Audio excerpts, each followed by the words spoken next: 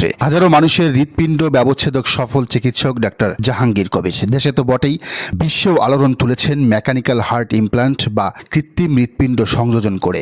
তবে তাকে বাংলাদেশের মানুষ খুব একটা চিনত না, জানতো না, কারণ তিনি মিডিয়া বিমুখ, নিজের কাজটাই করতে ভালোবাসেন, প্রচার প্রচারণায় একদমই অনাগ্রহ। কিন্তু এবার হঠাৎ করে আলোচনায় এলেন জামায়াতে ইসলামীর আমির ডাক্তার শফিকুর রহমানের চিকিৎসার দায়িত্বে নিয়ে। হার্টে পাঁচটা ফুটো, জটিল অপারেশন, সবার পরামর্শ বিদেশে যাওয়ার। কিন্তু জামাত আমির নাছোড়বান্দা, তিনি বিদেশ নয়, দেশেই চিকিৎসা করবেন। মরলে এখানেই মরবেন, বাঁচলে এখানেই বাঁচবেন।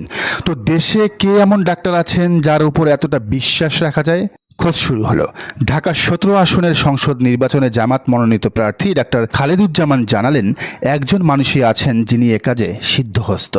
দু একজন নয়, 20,000 মানুষের ওপেন হার্ট সার্জারি করেছেন তিনি। তিনি হলেন ইউনাইটেড হাসপাতালের প্রধান কার্ডিয়াক সার্জন ও কার্ডিয়াক সেন্টারের পরিচালক ডাক্তার জাহাঙ্গীর কবির।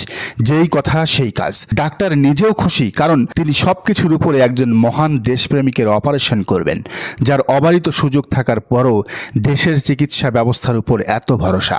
শুনুন ডাক্তারের নিজ মুখেই কথাগুলো শুনেন। উনি যে ইউনাইটেড হসপিটালে অপারেশন করছেন এটা কিন্তু খুব বড় কথা না।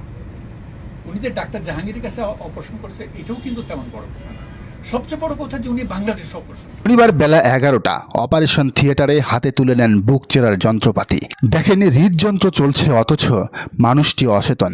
নিপুণ দক্ষতায় দীর্ঘ সময় অপারেশন চালিয়ে সফলভাবে সম্পন্ন করেন হৃদয়ের চলাচল।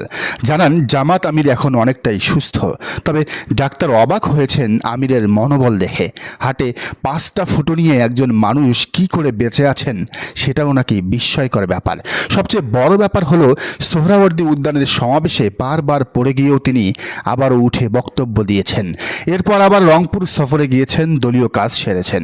ডাক্তার জাহাঙ্গীর কবির বলেন, আমি সেদিন সোহরাওয়ার্দী উদ্যানে তার পড়ে যাওয়া দেখে সাথে সাথে বলেছিলাম ওনার এই মুহূর্তে এক্ষুনি ইসিজি করানো উচিত। কিন্তু কি আশ্চর্য, উনি ওই অবস্থায়ও বক্তৃতা চালিয়ে গেলেন। অলৌকিক ব্যাপার বটে।